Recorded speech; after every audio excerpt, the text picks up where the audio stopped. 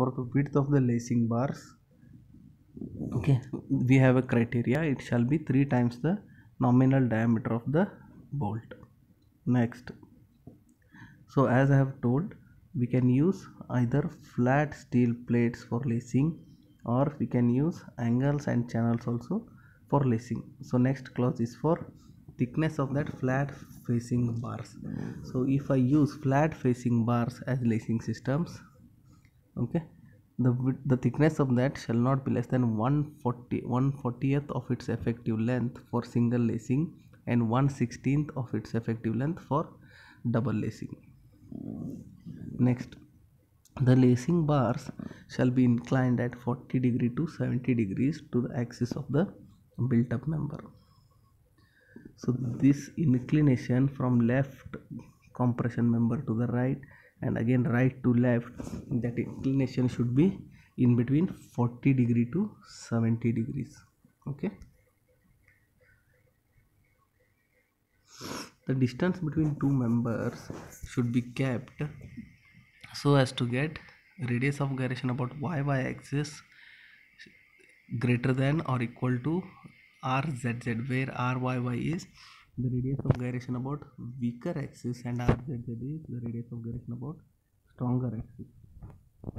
So the distance between these two, okay, the distance between the two members from left member to right member, the distance is kept such that radius of gyration about both the axes is almost equal. Okay, that will increase the capacity of your compression member under lacing. So next, maximum spacing of lacing bars shall be such that the maximum slenderness ratio of the main member between consecutive lacing connection is not greater than 50 or 0.7 times the most unfavorable slenderness ratio of the member as a whole. Okay, the maximum spacing of lacing bars shall be such that when you consider the main member between the main member between two consecutive lacing, the slenderness ratio of that small section shall not be greater than 50 or 0.7 times the slenderness ratio of the whole compression member. Okay, that is the meaning of this. You have to space the lacing such that the compression member between the two consecutive lacing, whatever you get, so slenderness ratio for that small section shall not exceed 50 or 0.7 times the slenderness ratio of total compression member.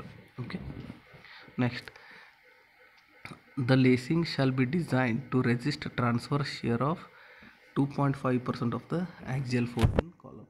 Okay, the shear force in lacing is considered as whatever axial load you get in the column. Suppose if you are getting 3000 kilonewton, the shear for the lacing design shall be considered as 2.5% of that.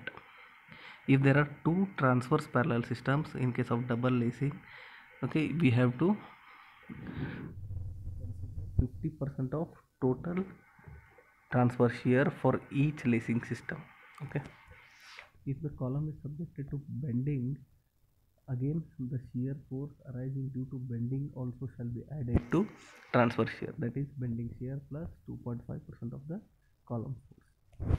Effective length of single laced system is equal to the length between inner and fastener.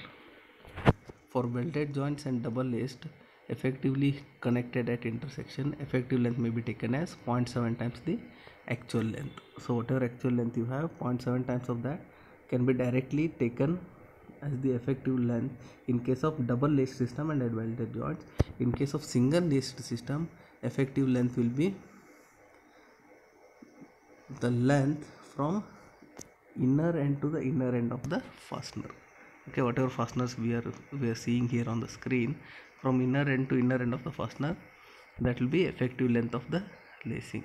Next, the slenderness ratio for lacing bars should not exceed 145. Okay, lacing bar whatever you provide, for that slenderness ratio shall not exceed 145. Next, laced compression member shall be provided with end tie plates. So you cannot place the lacing, or you cannot connect the lacing directly to the compression member. Okay, first on the compression member you have to put the end plate. First connection will be from end plate to the compression member, and on that end plate you have to place the lacing, and the connection will be between lacing and the end plate. Next, the effective slenderness ratio of laced columns shall be taken as 1.05 times the actual maximum slenderness ratio in order to account for shear deformation effect. Okay, these are the clauses to design the laced compression members. Go through IS code clause 7.6. You will be getting all these clauses under the same section. Read them, revise it. In the next session we will design the laced compression member. Okay, it may be single lacing or double lacing. Read the clauses and revise them.